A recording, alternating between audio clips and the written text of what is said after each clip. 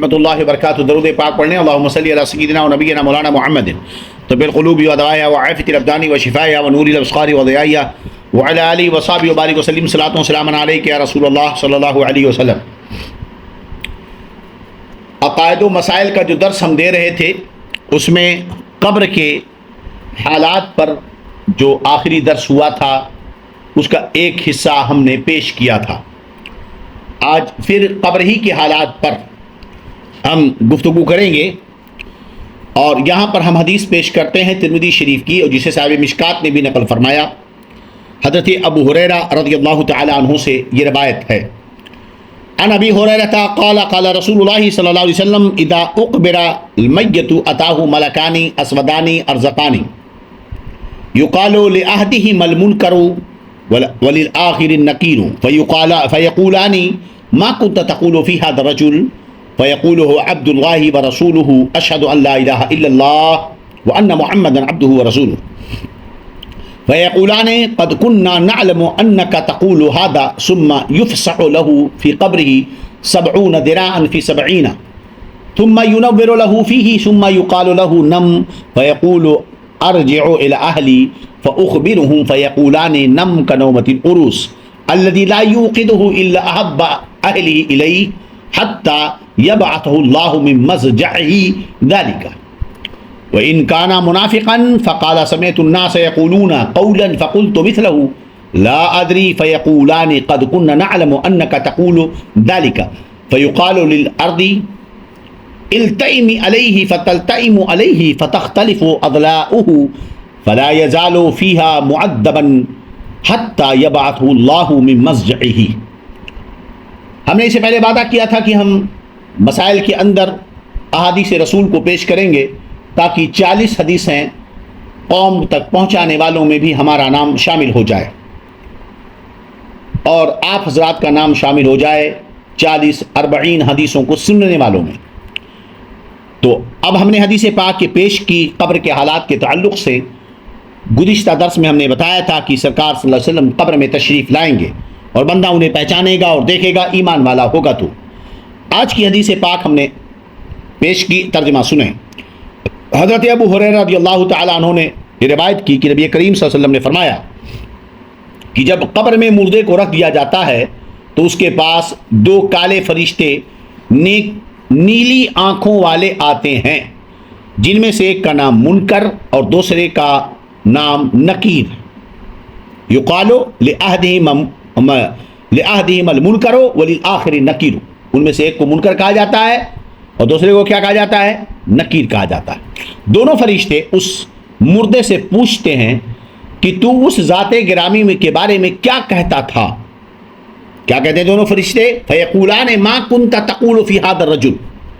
ما کنت تقول، اس سے پہلے ہم نے اس کی وضاحت کی تھی، کیا کہتا تھا. اب نہیں، قبر میں کیا کہتا یہ نہیں پوچھا جائے گا، حشر میں کیا کہتا نہیں، دنیا میں کیا کہتا تھا، تم ان کے بارے میں دنیا میں کیا کہتا تھا. تو مردہ کہے گا وہ خدا تعالیٰ کے بندے اور اس کے رسول ہیں.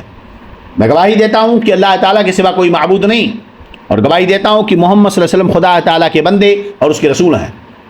جب یہ جواب دے گا تو فرشتے سن کر کہیں گے ہم پہلے سے جانتے تھے کہ تو یہی کہے گا. سوچو، یہاں حدیث میں صاف صراحتاً ہے کہ فرشتے کہیں گے کہ ہم پہلے سے جانتے تھے کہ تو یہی کہے گا. پھر سوال کیوں ہوا؟ پھر سوال کیوں ہوا؟ تو میں نے اس سے پہلے کہا تھا فقط اتنا سبب ہے انعقاد بزم محشر کا کہ ان کی شان محبوبی دکھائی جانے والی ہے، اور اسے یوں کہہ لو فقط ان کا اتنا سبب ہے انعقاد بزم عالم کا کہ ان کی شان محبوبی دکھائی جانے والی ہے. یہ دنیا جو ابھی اوپر ہے یہ بھی مصطفیٰ کی شان کے لیے قائم کی گئی، قبر کی دنیا بھی عظمت مصطفیٰ کے اظہار کے لیے ہوگی، اور حشر کی بھی دنیا عظمت مصطفیٰ کے اظہار کے لیے ہوگی. سمجھے کہ نہیں؟ ہاں، یہ جو کچھ ہے پھیلائے ہیں زلفیار نے خوشبو کہاں تک ہے، ہر جگہ بس انہی کا ہے. انہی کا جلوہ چمن چمن ہے، انہی کی ماں یہ سمن ہے، انہی کا جلوہ چمن چمن ہے، ہر جگہ بس انہی کا جلوے ہیں. فرشتے صاف کہہ رہے ہیں کہ ہمیں معلوم تھا تو یہی جواب دے گا. تو جب فرشتوں کو معلوم تھا یہی جواب دے گا تو پھر سوال کیوں کیا گیا؟ تاکہ مقام مصطفیٰ معلوم ہو جائے، کہ تم دنیا میں جن کے بارے میں کہتے تھے وہ مر کر مٹی میں مل گئے، تم دنیا میں جو کہتے ہو کہ وہ کسی چیز کا اختیار نہیں رکھتے، وہ کوئی مدد نہیں کر سکتے، ان کی کوئی حیثیت نہیں ہے، وہ بس ایک پیغمبر تھے، وہ بس لے کر کے آئے تھے، ان کو پڑھنا بھی نہیں آتا تھا، تم یا جو معاذ اللہ جو دنیا میں تم بکتے تھے کہ انہیں تو بچے پاگلوں جیسا علم ہے نا، ان کی کوئی شان نہیں، بڑے بھائی کی طرح ہیں، وہ ایک نبی ہے بس، جو تم دنیا میں بکتے تھے نا، آج دیکھو ان کی شان کیا ہے، آج تم دیکھو ان کی شان کیا. ہم یہ جانتے تھے کہ تم یہی جواب دینے والے ہو، بات میں آ رہی کہ نہیں؟ تو فرشتے کہیں گے کہ ہم تو یہ جانتے تھے کہ تو یہی کہے گا. پھر اس کی قبر 70 گز لمبی اور 70 گز چوڑی کی جاتی ہے، 70 گز لمبی 70 گز چوڑی کی جاتی ہے. پھر اس کی قبر میں روشنی کی جاتی ہے. پھر اس سے کہا جاتا ہے سو جاؤ، کیا کرو؟ سو جاؤ. سبحان اللہ. اب جب فرشتے کہتے ہیں سو جا، تو مردہ کہتا ہے کہ مجھے مہلت دے دو، میں اپنے اہل و عیال، بی بچے، ماں باپ کے پاس جا کر انہیں اپنی حالت سے آگاہ کر دوں، بتا دوں کہ میں قبر میں پاس ہو گیا ہوں، ہے نا؟ آئے ہائے ہائے. تو فرشتے کہیں گے سو جا، سو جیسے دلہا سوتا ہے، سو جا جیسے دلہا سوتا تھا. حدیث کے الفاظ دیکھو، فَيَقُولَانِ نَمْ كَنَوْمَةِ الْعُرُوسِ، سو جا جیسے دلہا سوتا ہے، سو جا جیسے دلہا سوتا ہے. تو جب مردہ سوال کا جواب دے دیتا ہے، ایمان کے امتحان میں کامیاب ہو جاتا ہے، قبر کی منزلوں میں وہ جنت کو پا لیتا ہے، اس کے بعد فرشتے کہتے ہیں نم کنومت العروس، یعنی وہ لمحہ جس طرح کی ہے نا شادی کا لمحہ خوشیوں کا باعث ہوتا ہے. ذرا سوچو تو صحیح جناب، دونوں طرف لاکھوں روپے خرچ کیے جاتے ہیں، مہینوں سے اہتمامات، مٹھائی بنانے والا الگ، کھانا بنانے والا الگ، باپ صبح سے شام تک ادھر سے ادھر بھاگتا ہے، پورا سب کچھ سجایا گیا صرف ادھر ایک لڑکے کے لیے، ادھر ایک لڑکی کے لیے. سارے رشتے دار جمع ہیں، ساری خوشیاں نارائیاں، گھر سجائے گئے، کیوں؟ لڑکی کی شادی ہے نا. محلہ سجایا گیا، کیوں؟ لڑکی کی شادی ہے. مہمان آ رہے ہیں، کیوں؟ لڑکی کی شادی ہے. گاڑیاں آ رہی ہے، کیوں؟ لڑکے کی شادی ہے. گلی میں آج ایک خوشیوں کا ترانہ گایا جا رہا، کیوں؟ لڑکی کی شادی ہے، لڑکے کی شادی ہے. ایک لڑکا ادھر ہے، ادھر ایک لڑکی ہے، پورا گاؤں میں شور ہے، ہنگامہ ہے. یہ پوری کائنات سجائی گئی ہے آج کی رات کے لیے. ہائے ہائے ہائے، آج کی رات کے لیے، سمجھے کہ نہیں؟ اب وہ رات میں جب کامیاب ہوا تو فرمایا نم کنومتی العروس، سو جا جیسے دلہا سوتا ہے، جس کو صرف وہی شخص جگا سکتا ہے جو اس کے اہل میں سب سے زیادہ محبوب ہو. تو پورے اہل میں ایک بیٹی اپنے ماں باپ کو گھر کو چھوڑ کر کے آتی ہے، کیونکہ اب اس کے نزدیک اس کا محبوب سب سے زیادہ اس کے پورے رشتہ داروں میں اس کا شوہر ہے، سمجھ رہے کہ نہیں؟ تو اب جو سب سے زیادہ پیارا ہوگا وہی اسے جگائے گا. یہ ہم نہیں کہہ رہے ہیں، حدیث کے الفاظ ہیں. تو مردے کی اس گھڑی کو، اس لمحے کو، اس ساعت کو، اس دن کو، اس موقع کو ہم نے عرس نہیں کہا، حدیث شریف میں اسے عرس کہا گیا ہے. اسی لیے بزرگان دین کے ہر مرنے کی تاریخ میں جو اصال ثواب کی مجلس سجائی جاتی ہے اسے ہم عرس کہتے ہیں. تو عرس کا ثبوت حدیث پاک سے ہوا کہ نہیں ہوا؟ ہوا کہ نہیں عرس کا ثبوت حدیث پاک سے؟ بولو اب نذرانہ کتنا دیں گے آپ؟ اب تک تو پریشان دینا کہ عرس کا ثبوت کہاں سے ہے؟ حدیث پاک سے آپ کو عرس کا ثبوت مل گیا کہ مردہ جس وقت قبر میں گیا، جس وقت اس سے سوال و جواب ہوا، وہ پاس ہو گیا، کامیاب ہو گیا، تو کسی اور نے، ہم جو کہتے ہیں عرس کہاں سے ثابت ہے؟ عرس کہاں سے ثابت ہے؟ لے، اس حدیث سے ثابت ہے کہ اس گھڑی کو، اس لمحے کو، اس دن کو، اس تاریخ کو، اس رات کو ہم نے عرس نہیں کہا، بلکہ رسول اللہ صلی اللہ علیہ وسلم فرماتے ہیں فرشتے کہیں گے یہ عرس ہے تیرا، یہ تیرا کیا ہے؟ عرس ہے. سمجھے گی نہیں؟ چلیے تو سو جا، نم کنومتی العروس، سو جا جیسے کہ دلہا سوتا ہے. اب تجھے سب سے پیارا جگائے گا. دنیا میں دلہن کے لیے اس کا شوہر پیارا تھا، مگر قبر میں سب سے پیارا تو اس کا خدا ہے. سو جا، یہاں تک کہ خدا تعالیٰ اسے قیامت کے دن اسے قبر سے اٹھائے گا. یہ حال تو مومن کا ہوگا. اور اگر منافق ہوتا، سمجھ رہے ہو کہ نہیں؟ اگر منافق ہوتا، اتنا سنانے کے لیے لوگ 25,000 نذرانہ، 20,000 روپے فلائٹ کا کرایہ مانگتے ہیں، جو ہم آپ کو ہے نا بغیر کسی نذرانے کے سنا رہے ہیں. اب آپ کہیں گے مفتی صاحب آپ کیا کر رہے ہو کہ آپ سنا رہے ہو تو جتلا رہے ہو؟ نہیں، آج میں بخاری پڑھا رہا تھا، تو بخاری میں ایک روایت گزری، آج نہیں کل پڑھایا میں نے، سمجھے کہ نہیں؟ ایک حدیث حضرت عامر نے سنائی اور سنانے کے بعد کہا آتیناکہا بغیر شیئن، ہم نے ایک حدیث تم کو فری میں سنا دی ہے. بخاری شریف کے اندر یہ حدیث پاک موجود ہے. ہم نے یہ حدیث تم کو فری میں سنا دی ہے. تحقیق کی اس سے کم کے لیے 3 مہینے کا لوگ سفر کیا کرتے تھے. 3 مہینے کا لوگ سفر کیا کرتے تھے. کبھی موقع آئے گا تو ہم اس پر ذکر کریں گے کہ ایک حدیث کے لیے صحابہ 3 مہینے کا سفر کرتے تھے.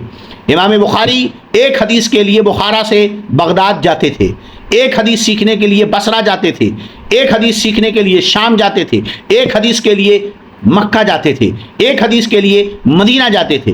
امام اعظم بغداد سے مدینہ جاتے حج عمرہ کے لیے، وہاں جا کر بڑے بڑے محدثین سے حدیثیں سنتے تھے. بات سمجھے کہ نہیں؟ ہاں چلیے، بہرحال یہ ہم نے اس حدیث کی روشنی میں آپ سے بات کی ہے. اللہ بس ہم آپ سے یہ چاہتے ہیں کہ آپ مجھے میرے لیے دعا کریں. نذرانہ نہیں چاہیے. نذرانہ کیا ہے آپ کا؟ دعا کیجیے. ادارے کے لیے جو کرنا وہ کیجیے. اللہ آپ کو سلامت رکھے. چلیے آگے حدیث ہے کہ اگر وہ منافق ہوتا تو فرشتوں کے جواب میں کہتا، میں نے لوگوں کو جو کہتے ہوئے سنا تھا اسی کی طرح میں بھی کہتا ہوں، خود میں کچھ نہیں جانتا تھا. تو فرشتے کہیں گے ہم لوگ جانتے تھے کہ تو ایسا ہی کہے گا. اے مسلمانوں، اے میرے دوستوں، دیکھو منافق کیا کہے گا، مجھے کچھ نہیں معلوم تھا، میں کچھ نہیں جانتا تھا، لوگ جیسا کہتے تھے ویسا میں کہتا تھا. فرشتے کہیں گے کہ ہم لوگ جانتے تھے تو ایسا کہے گا. پھر زمین کو حکم دیا جائے گا، پھر زمین کو حکم دیا جائے گا اس کو دبا، اس کو دبا. تو قبر دبائے گی یہاں تک کہ اس کی پسلیاں ادھر کی ادھر ہو جائیں گی. اسی طرح وہ ہمیشہ عذاب میں مبتلا رہے گا یہاں تک کہ اللہ تعالیٰ اس کو اس جگہ سے قیامت کے قریب اٹھائے گا. اللہ اکبر. اے مسلمانوں، یہ بہانہ مت کرو ہمیں نہیں معلوم تھا. یہ بہانہ مت کرو کہ ہمیں معلوم نہیں تھا. بات سمجھ رہی کہ نہیں؟ اس لیے کہ دنیا میں چند دن جینا ہے، اس کے بعد قبر میں حاضر ہونا ہے رب کے حضور. بتاؤ، جب وہاں کہو گے ہمیں نہیں معلوم تھا تو فرشتے تمہاری یہ بات نہیں سنیں گے. تمہاری یہ بات فرشتے نہیں سنیں گے. حدیث شریف میں صاف ہے کہ بندہ کہے گا مجھے کچھ نہیں معلوم تھا، لوگ کہتے تھے تو میں کرتا تھا. اس لیے دین سیکھو اس سے پہلے کہ تمہیں قبر میں حساب و کتاب دینا پڑے. اللہ تعالی ہماری حفاظت فرمائے، ہے نا. تو قبر میں سرکار آئیں گے. قبر میں کون آئیں گے؟ سرکار آئیں گے. ایک حدیث سن لیں اور پھر اس کے بعد ہم کل کے درس میں احوال قبر پر مسائل کی روشنی میں گفتگو کریں گے. یہ حدیث دارمی شریف کی ہے، جلد دوم کی. مشکات نے بھی اسے نقل فرمایا. عن ابی سعید قال قال رسول اللہ صلی اللہ علیہ وسلم لَيُسَلَّتُ عَلَى الْكَافِرِ فِي قَبْرِهِ 99 تنينا تنهسه وتلدغه حتى يقوم الساعة لو أن تنينا منها نفخ في الأرض ما انبتت خضرا. اللہ اکبر. حضرت ابو سعید خدری کہتے ہیں کہ رسول اللہ صلی اللہ علیہ وسلم نے فرمایا کہ کافر پر اس کی قبر میں 99 اژدہے مقرر کیے جاتے ہیں جو اس کو قیامت تک کاٹتے اور ڈستے رہیں گے. ان اژدہوں میں سے کوئی ایک اگر زمین میں پھنکار مار دے تو زمین پر سبزہ کوئی پیدا نہیں ہوگا. اگر وہ اژدہے ایک پھونک مار دیں زمین پر منہ نکال کر تو زمین میں کہیں کوئی ہریالی باقی نہیں رہے گی. اللہم انا نعوذ بک من عذاب القبر.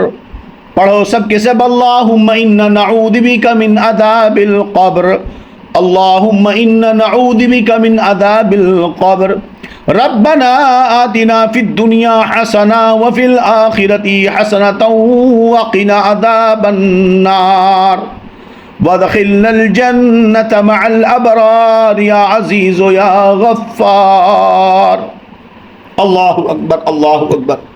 قبر میں 99 اژدہے، اتنے خطرناک کہ ایک اژدہا دنیا میں پھونک مار دے تو زمین پر سبزہ نہ اگے، یہ ڈستا رہے گا.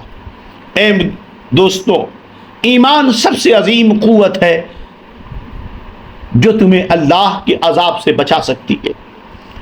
اللہ ہمیں ایمان پر استقامت عطا فرمائے. اللہم لا تؤاخذنا بسوء افعالنا ولا تہلکنا بخطایانا واغفر لنا وارحمنا انت مولانا فانصرنا على القوم الكافرين. اللهم ارفع مقتك وغضبك عنا ولا تسلط علينا بذنوبنا من لا يخافك ولا يرحمنا. دعا کریں اللہم حبب الینا الایمان وزینہ فی قلوبنا، اللہم حبب الینا الایمان وزینہ فی قلوبنا، اللہم حبب الینا الایمان وزینہ فی قلوبنا وکرہ الینا الکفر والفسوق والعصیان، وکرہ الینا الکفر والفسوق والعصیان وجعلنا من الراشدین یا عزیز یا رحمان۔ یا اللہ ہمیں ایمان پر استقامت عطا فرما، کفر و شرک سے بچا، گمراہی بدمذہبی سے بچا، وہابیہ دیابنا کے مکر و کید سے بچا، اپنے محبوب کی محبت ہمارے دلوں میں بسا، اپنے محبوبوں کی محبت بسا، اپنا خوف ہمارے دلوں میں، اپنی خشیت ہمارے دلوں میں پیدا فرما۔ یا اللہ ہمیں، ہماری نسلوں کو ہمیشہ مسلک حق اہل سنہ والجماعہ، مسلک اعلیٰ حضرت پر قائم و دائم فرما۔ میرے مولا تیری بارگاہ میں دعا ہے، تیرے محبوب کے لاڈلے غوث پاک رضی اللہ عنہ کی وسیلے سے جتنے لوگ درس میں شریک ہوئے ہیں اور جتنے لوگ کسی وجہ سے جا چکے، ہمیشہ درس میں آتے ہیں، یا العالمین، اور جن لوگوں نے جو ہے 11ویں شریف کے لنگر کے موقع پر حصہ لیا ہے، اے کریم رحیم، اور جن جن لوگوں نے ادارے کا تعاون کیا ہے، اے کریم رحیم، ان تمام اعمال خیر کے صدقے میں سب کے ایمان کی حفاظت فرما، سب کے نسلوں کی حفاظت فرما، آل و اولاد کی حفاظت فرما، ذکر پاک کی برکت سے ہمیں صحت عطا فرما، تندرستی عطا فرما، طاقت و توانائی عطا فرما، ہمارے بچوں کو مولا بیماریوں سے محفوظ فرما، سحر و جادو سے و خلل سے بچا، مصیبتوں بلاؤں سے بچا، سب کی مولا جائز تمنائیں پوری فرما دے۔ یا اللہ قبر کی منزلیں آسان فرما دے۔ یا اللہ جب تک دنیا میں باقی رکھ، عزت کے ساتھ مسلک حق اہل سنہ والجماعہ، مسلک اعلیٰ حضرت پر قائم و دائم فرما۔ یا اللہ ہر قسم کی مہلک گندی خطرناک بیماریوں سے بچا، کفر و شرک سے مولا ہماری حفاظت فرما، ارتداد کے فتنوں سے ہماری بچیوں کو، ہمارے نوجوانوں کو بچا، کفار و مشرکین کی ظلم و شر سے یا اللہ ہمارے مسلمانوں کو، ہماری مسجدوں کو، ہمارے خانقاہوں کو، ہمارے اداروں کو بچا، ہماری بیٹیوں کی عزت و آبرو کی حفاظت فرما۔ یا اللہ قبر کی مصیبتوں سے نجات دے۔ جب آقا قبر میں تشریف لائیں، یا اللہ ان کی محبت میں ہمیں کھڑا رہنے کی توفیق عطا فرما۔ اے کریم رحیم، جب آقا کائنات کے رخ زیبا کی زیارت ہو تو ہمیں ایمان کی محبت کی وہ شمع دے۔ یا اللہ ہمیں ان کی محبت کے ساتھ اسی دنیا میں رکھ اور قبر کی منزلیں آسان فرما دے۔ لحد میں آقا کی دید ہوگی، میں گھر سے سج کر نکل رہا ہوں، لحد میں آقا کی دید ہوگی، میں گھر سے سج کر نکل رہا ہوں۔ میرے عزیزوں یہ رونا کیسا مکان ہی تو بدل رہا ہوں، لگا کے خوشبو میں سو رہا ہوں، فرشتوں مجھ کو اٹھاؤ جلدی، لگا کے خوشبو میں سو رہا ہوں، فرشتوں مجھ کو اٹھاؤ جلدی، نبی ہمارے ہے سامنے اب خوشی کے مارے میں چل رہا ہوں، لحد میں آقا کی دید ہوگی، میں گھر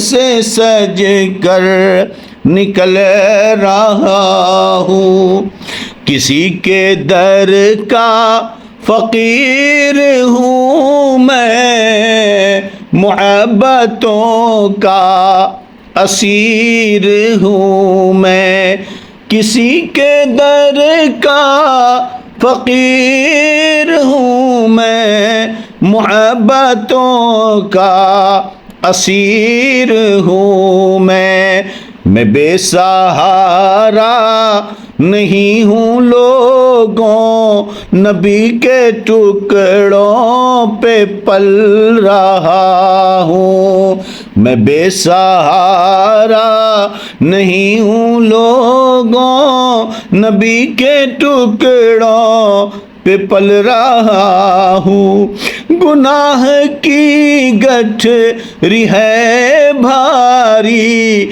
سر پر حضور کیسے میں گزروں پل سے، گناہ کی گٹھری ہے بھاری سر پر، حضور کیسے میں گزروں پل پر، گناہ کی گٹھری ہے بھاری سر پر،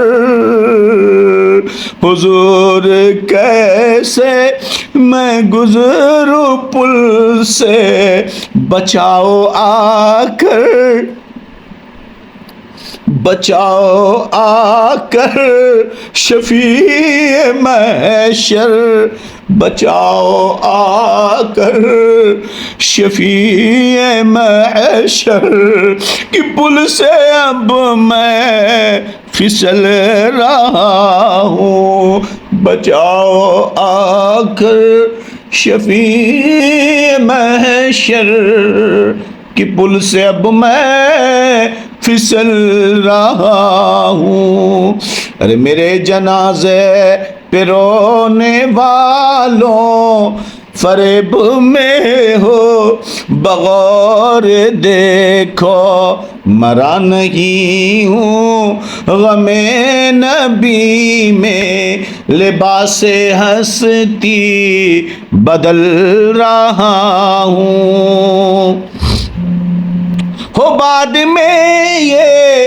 سوال، پہلے نکیر آقا کا ذکر چھوڑو، ہو بعد میں یہ سوال، پہلے نکیرین آقا کا ذکر چھیڑو، نکیرین آقا کا ذکر چھیڑو، ملن کی شب ہے کفن میں اپنے خوشی کے مارے میں چل رہا ہوں، ملن کی شب ہے کفن میں اپنے خوشی کے مارے میں چل رہا ہوں، بہت کٹھن ہے حسن یہ راتیں، سناتے رہیے نبی کی نعتیں، بہت